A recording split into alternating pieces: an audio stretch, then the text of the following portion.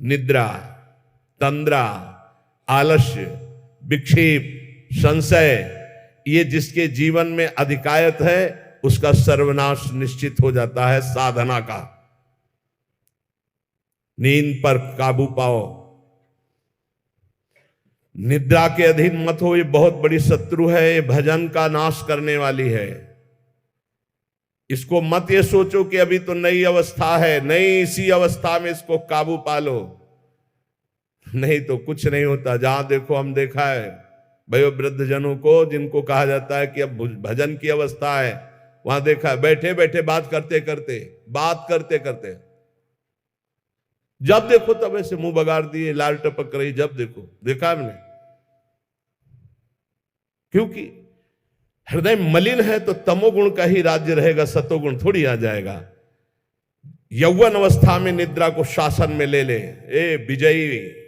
विजयी या अभ्यास विजयी कर देता है। निद्रा, तंद्रा, ना नींद है ना जागृत अवस्था है, बेशुद्ध अवस्था सी रहती है। आलस्य, किसी भी सत्कार्य के लिए अंदर उत्साह न रहना। विक्षेप, बार बार भोगों का आकर्षण होना। संशय, ये बातें बिल्कुल साधक के जीवन में नहीं होनी।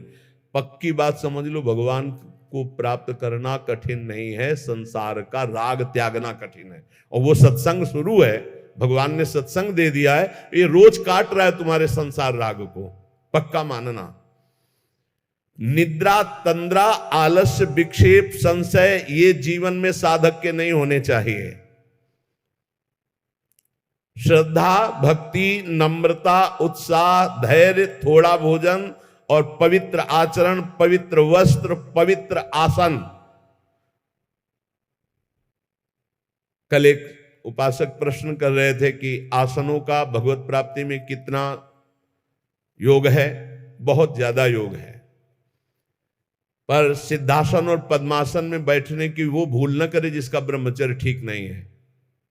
भूल न करे, नहीं शरीर पीड़ा और रोग से ग्रसित हो जाएगा। ये वायु को संशोधित करके, चर्बी को भस्म करके, शरीर को शांत करके और मन को एकाग्र करके, प्राणों को सूक्ष्म करके भगवत प्राप्ति कराने में बहुत ही सहयोगी आसन है पद्मासन और सिद्धासन। लेकिन उसके पहले ब्रह्मचर्य का नियम नहीं, तो इन आसनों पे बैठने की भूल न करे। गृहस्थ सुखासन पर बैठे, पलथी अलथी पलथी मार करके ऐसे आराम से सुखासन पर अभ्यास करे। 30 मिनट, 40 मिनट, 48 मिनट शांत भाव से मंत्राकार वृत्ति करने का, ये सब सही है। लेकिन 1.5 घंटे, 2 घंटे, 2.5 घंटे, 3 घंटे सिद्धासन और पद्मासन में, गृहस्थ धर्म में जो ब्रह्मचर्य का ठीक पालन नहीं करते उन्हें, और विरक्त धर्म में ही इस आसनों का विशेष प्रभाव पड़ता है। तो अगर गृहस्थी में ब्रह्मचर्य का पालन कर रहा है तो बैठ सकता है। योग कोई ऐसी चीज नहीं है कि जो चाहे जैसे चाहे ऐसे मनमानी आचरण नहीं, गुरु के समीप, नहीं तो शरीर रोग से ग्रसित होने की संभावना रहती। प्राणवायु बिगड़ जाए तो कई प्रकार के रोग उत्पन्न हो जाते हैं।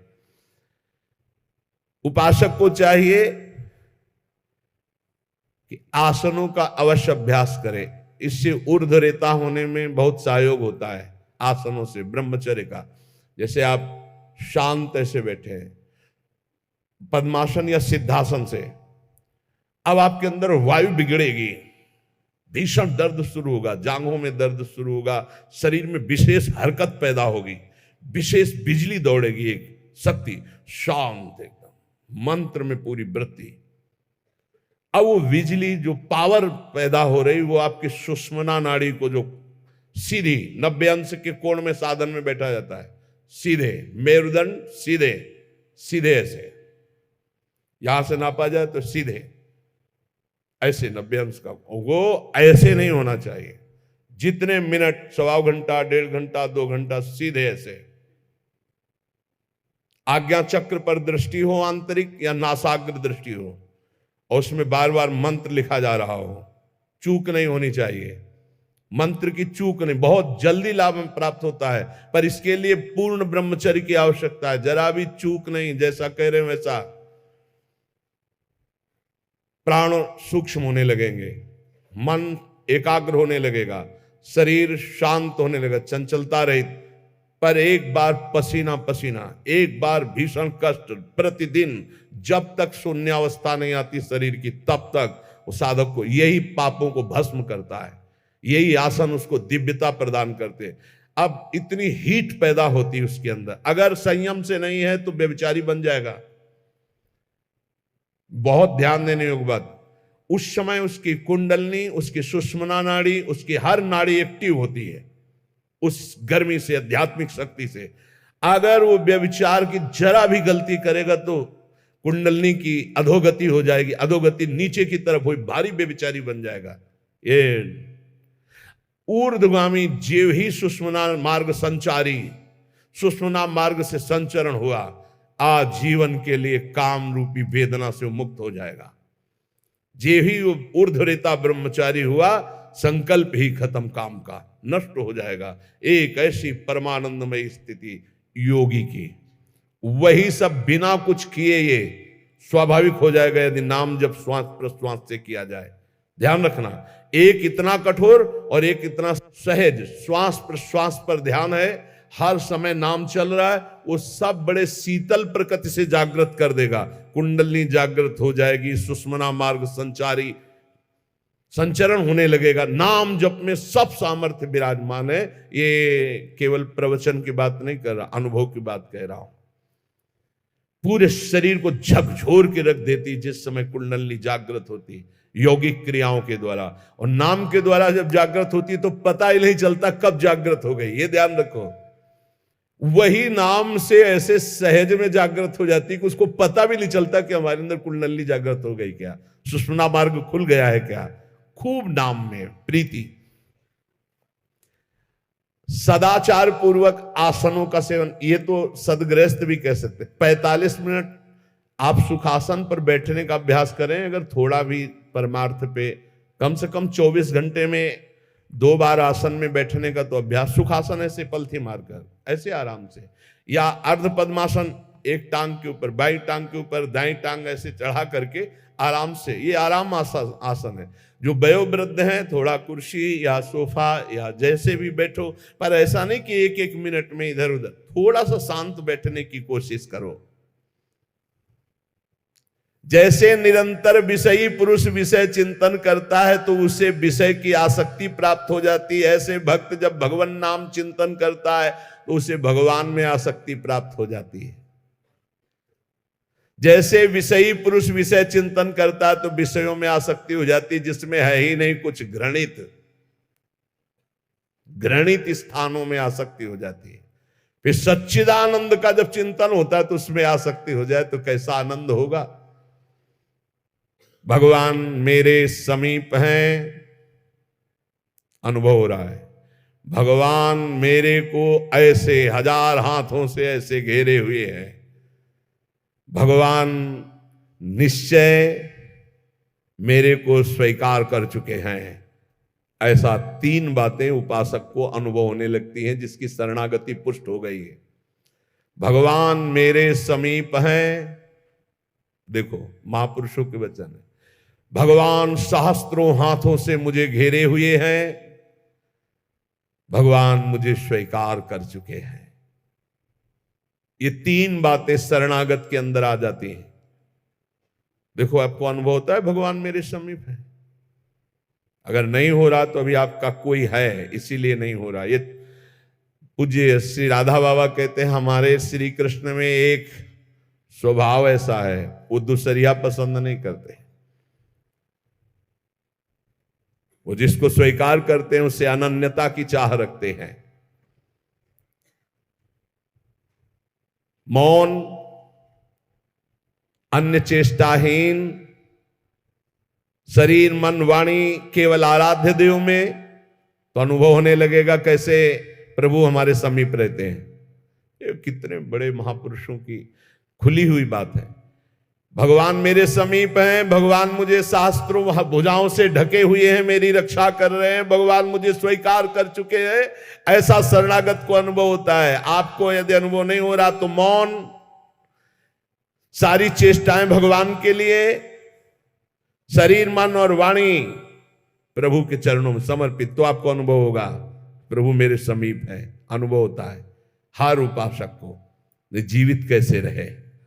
जो भोगों से जीवित है उनकी बात अलग, जो प्रभु से जीवित है उनकी बात। कोई सोच सकता है ये तो विरक्त कर सकता है, गृहस्थ कैसे कर सकता है? तो बोले गृहस्थ संबंधी जितने कार्य वो सब प्रभु को अर्पित करो, नियम से भजन का समय रखो।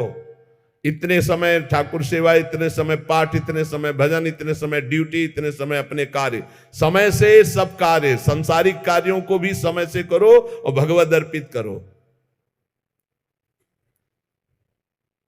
जब तक दूसरों से क्रोध करते हो, द्वेष करते हो, कपट रखते हो, स्वार्थ भरा व्यवहार करते हो, अभिमान भरी वाणी बोलते हो और लोक में दूसरों की निंदा करते हो, तब तक हृदय में विद्यमान भगवान होने पर भी तुम ये अनुभव नहीं कर सकते कि वो मेरे समीप हैं। बहुत अमृत में वचन है, पता नहीं आपको कैसे लग रहे हो, बिल्कुल अंदर का ऑपरेशन है। जब तक दूसरों से क्रोध करते हो, द्वेष करते हो, कपट भरा व्यवहार करते हो, स्वार्थ रखते हो, अभिमान भरी बात बोलते हो, दूसरों की निंदा करते हो, तो हृदय में विद्यमान रहने पर भी भगवान का अनुभव नहीं कर सकते कि वो मेरे समीप है। ब्रह्मचर्य में जीवन परम पुरुषार्थ में जीवन होता है। ब्रह्मचर्य ही ब्रह्म की प्राप्ति का मुख्य हेतु होता है। ये मुख्य हेतु होता है। मान लो जिसके त्यागने में इतना सुख है, उसको रोकने में कितना सुख होगा। मान लो ये डॉक्टरों की ये बात हमारी समझ में नहीं आती जो ये कहते हैं कि ऐसा करना ठीक है। हमको उन लोगों की बात समझ में नहीं आती जो कहते हैं सर्वनाश का खेल खेलो और तुम स्वस्थ रहोगे। भगवान ऐसों की बुद्धि को बचाएं जो प्रमाण देना चाहिए कि हमारी नई पीढ़ी, हमारी नई समाज कैसे संयम में रहकर ऊपर उठती है। कोई भी घड़े में छेद कर दो भर जाए, ऐसा कैसे हो सकता है? चलनी में गैयादू है, दोष दैव को दे, हरि गुरु कहो न माने। कैसा कलयुग बढ़ गया है कि प्रमाण दिया जाता है सीरियल नौटंकी नाटकों से और डॉक्टरों से। कैसी बुद्धि भ्रष्ट हो गई है उपदेश देने वालों की। धर्म शास्त्रों की अवहेलना करके ऐसे उपदेश देने वालों को नरकी गति प्राप्त होगी, कोई भी हो। क्यों? क्योंकि वो जब ऐसा उपदेश कर रहा है तो स्वयं उसकी ऐसी धारणा है। और व्यभिचारी की गति कभी शुभ नहीं हो सकती। व्यसनी धन शुभ गति व्यभिचारी कभी नहीं हो सकती। शास्त्र मर्यादा का नाश करने वाले ऐसे लोग प्रमाण देते हैं नाटकों, नौटंकी और फिल्मों का कि ऐसा करना उस फिल्म में कहा गया, ऐसा करना उस डॉक्टर क्या है? शरीर संबंधी अंगों का ज्ञान रखने वाला है, ना कि वो परमार्थ विजयी योद्धा है। वो काम, क्रोध, लोभ, मोह, मद इनका ऑपरेशन करना जानता है क्या? इतना चाहे जितना तुम डिग्री ले लो, इस शरीर का तुम ज्ञान रख सकते हो, लेकिन मन का और बुद्धि का और परमात्मा तत्व का ज्ञान प्राप्त करने वाले महापुरुषों की, ब्रह्म ऋषियों की वाणियों का खंडन करने का अधिकार नहीं है। उन्हीं की बात से हमारा परमार्थ शुद्ध होता है। शरीर में जितनी पावर शक्तियां हैं वो सबका अंतिम रूप वीर है। सबका अंतिम रूप, सप्तम धातु का अंतिम रूप बनता है जाकर वीर। और उस पावर का नाश करने वाला कभी स्वस्थ रह सकता है? कैसी बुद्धि है, कैसा उपदेश है। यहां कह रहे हैं कि परमार्थ की शुरुआत ही ब्रह्मचर्य से होती है।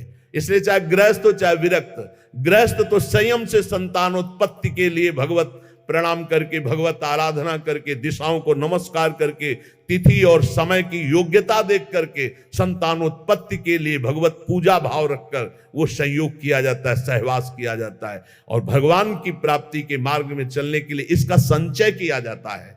ब्रह्मचर्य परम जीवन, परम पुरुषार्थ ब्रह्ममय है। 10,000 वर्ष तक ब्रह्मचर्य रह करके कश्यप जी ने जब संतानोत्पत्ति का संकल्प किया तो विनता जी से भगवान गरुण जी का प्रादुर्भाव हुआ। भगवान अरुण जी का, जो सूर्य के सारथी और जो हरि के वाहन गरुण जी, अरुण जी। फिर 1000 वर्ष तक रहकर तो भगवान वासुकी, भगवान शेष, अनंत फणधारी, इनका जब जब वो सहवास करते तो हजारों वर्ष ब्रह्मचर्य रह के तो बलिष्ठ देवता, बलिष्ठ दैत्य सब उन्हीं से प्रकाशित हुए, कश्यप जी से। ब्रह्मचर्य पूर्वक जीवन कई वर्ष व्यतीत करके नाम जप करते हुए फिर संतान तो चाहे बालिका हो चाहे बालक, वो जगत मंगल करने वाला हो गए, पशुओं जैसे आचरण से नहीं। ब्रह्मचर्य जिसका ठीक है वही, चाहे गृहस्थ हो चाहे विरक्त, वही परमार्थ पर विजयी हुआ है आज तक। सद्भाषण, सद्विचार, सद्भावना, न्याय निष्ठा,